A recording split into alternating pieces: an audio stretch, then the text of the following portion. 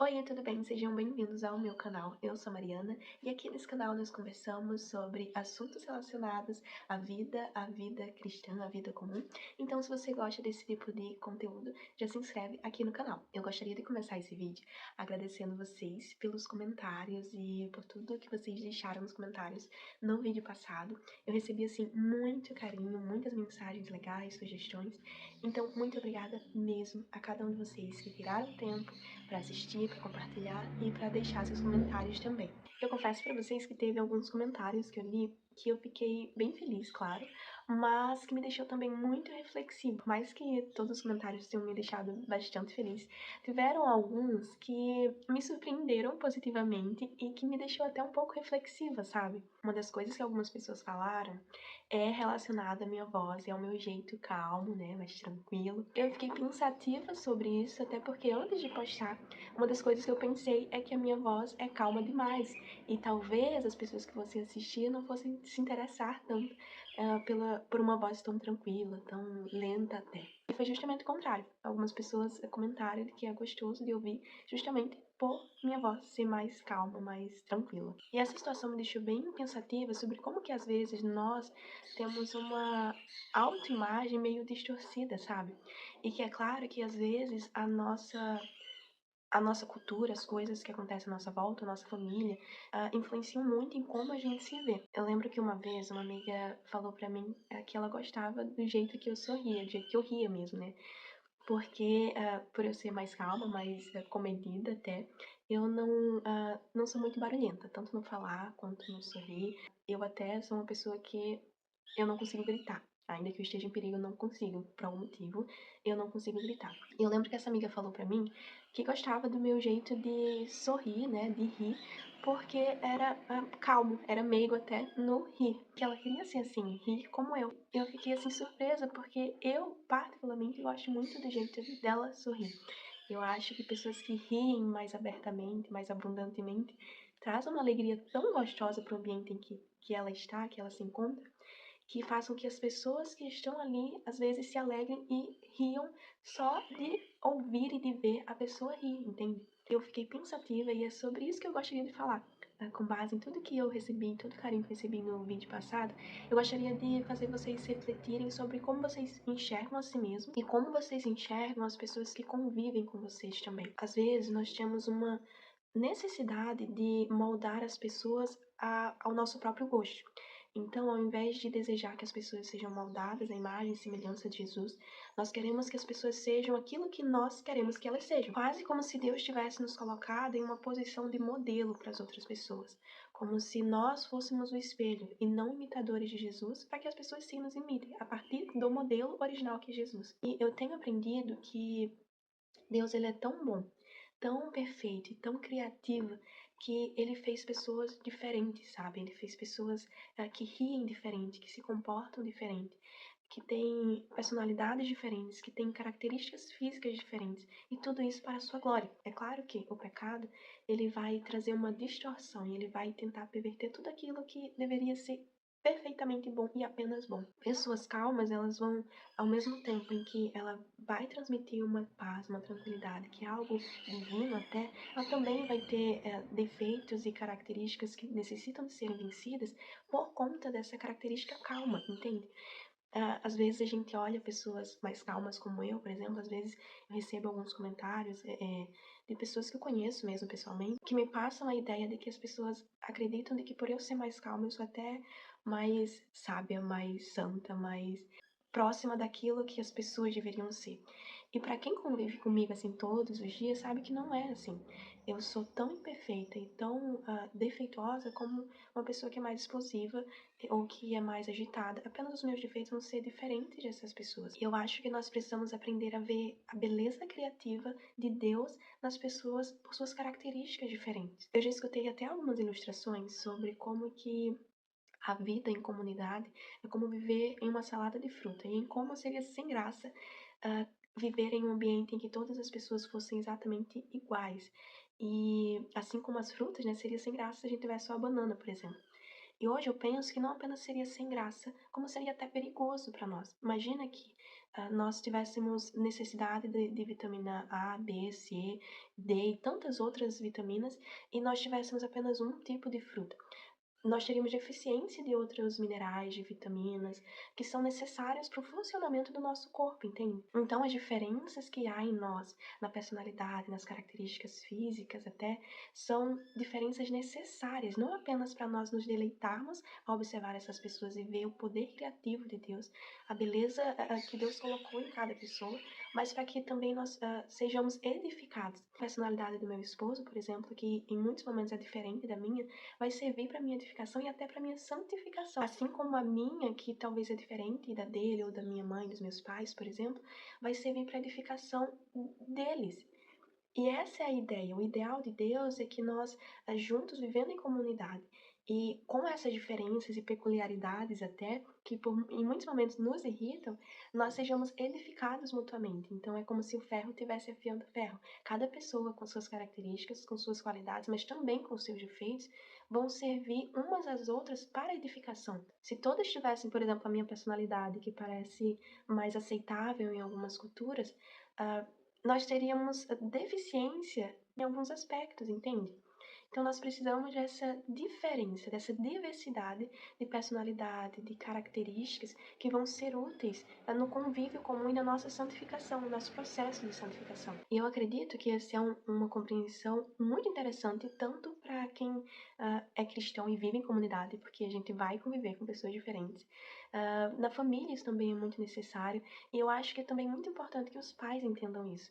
Uma vez eu recebi um amigo muito querido aqui em casa, e enquanto eu e meu esposo conversávamos com ele falou pra gente das características de suas duas filhas. Então, suas duas filhas são muito diferentes, criadas pelos mesmos pais, mas que são muito diferentes na personalidade. E eu lembro que essa conversa foi muito interessante porque me preparou para um processo muito interessante na minha maternidade, mas que também foi muito significativo para ele também.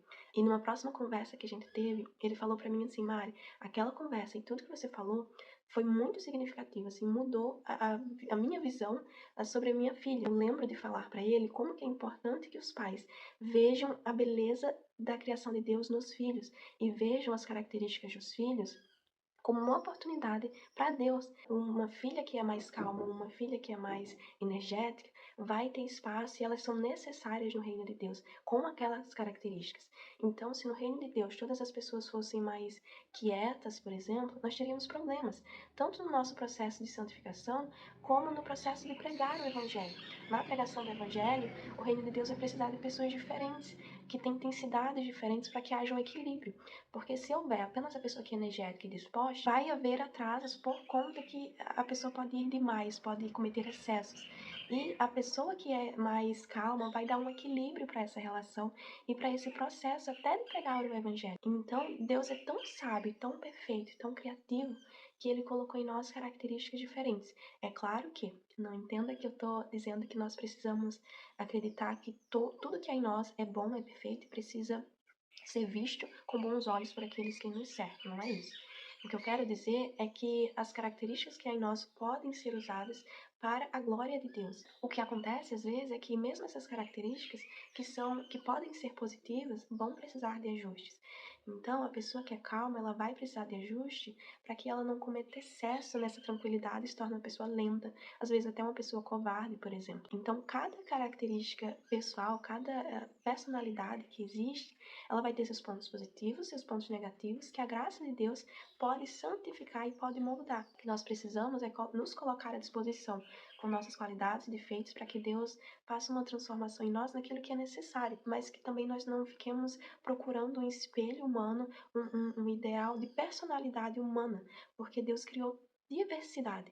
E ao procurar esse ideal de personalidade, nós vamos machucar muitas pessoas.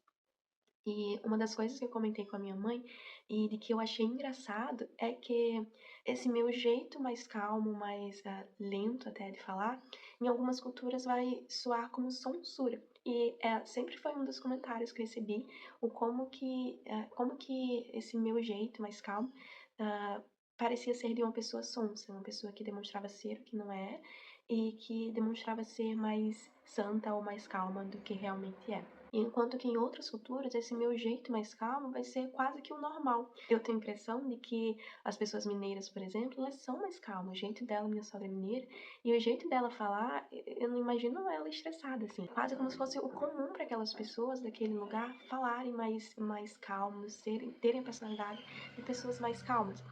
Enquanto que em outras culturas as pessoas vão ser mais energéticas, mais ligadas ali no 220, até no falar. E pode ser que esse jeito mais calmo, nesse lugar, não seja bem visto. Então, se nós ficarmos procurando o ideal de personalidade, de jeito para ser, a gente vai se machucar e machucar muitas pessoas ao nosso redor. Então, ao invés de nós vermos essa diversidade e nos deleitarmos no poder criativo de Deus, a gente fica incomodado. E incomodando as pessoas também. A gente fica ali cutucando as pessoas para que elas se moldem aquilo que a gente acha que elas têm que ser. Falar do jeito que a gente acha que tem que ser, sorrir do jeito que a gente acha que tem que ser, às vezes até andar do jeito que a gente acha que tem que ser. Eu li uma vez que Lutero e seu amigo Melanchthon, acho que é assim que pronuncia o nome dele, eles eram muito diferentes em personalidade. Um era mais energético, o outro era mais criterioso, mais pensativo. E que essa amizade trouxe muitos benefícios para o reino de Deus, exatamente por eles serem muito diferentes. Então, quando um queria ir demais, o outro pensava melhor e dava conselho para ir mais calmamente. E que isso foi benéfico para o reino de Deus e para a santificação do outro. Então, a reflexão desse vídeo é justamente essa, para que você olhe a si mesmo e olhe principalmente as pessoas à sua volta com desejo de se deleitar na beleza criativa de Deus e de ver nessas pessoas características que Deus colocou. Por mais que essas características sejam diferentes da sua, daquilo que você acha que tem que ser, aprenda a ver beleza. E se houver características que precisam ainda ser lapidadas, converse com essa pessoa, mas não tentando mudar ao seu gosto pessoal, mas tentando moldar aquilo que o Senhor deseja que ela seja, tentando lapidar e não transformar aquela pessoa num espelho daquilo que você quer que ela seja, entende? Voltando um pouquinho ao exemplo dos filhos, né, que eu mencionei anteriormente, às vezes os pais olham aquelas crianças que são mais calmas, quase como se elas já viessem com uma santidade natural. E enquanto que filhos mais energéticos, às vezes até mais arteiros, se olha como se aquela criança, diferente da criança mais calma, já viesse assim, destinada a ser pecadora, a ser uma ovelha ruim, a não servir a Deus, a não temer a Deus por conta dessa característica mais energética. E isso é muito prejudicial para as crianças mesmo, porque a criança que é mais calma, ela vai deixar de ter essa atenção dos pais, de moldar a personalidade dela, de buscar a santificação mesmo em alguns aspectos, enquanto que a criança mais energética, ela corre o risco de crescer ouvindo e se vendo como uma criança que é impossível de lidar, é impossível de ser transformada, como se ela não tivesse espaço no reino de Deus, como se ela não fosse ter utilidade no reino de Deus, e como se aquela criança que olha para si e gosta de fato de um pouco de mais adrenalina, de um pouco de velocidade nas coisas, né, de novidade, enfim,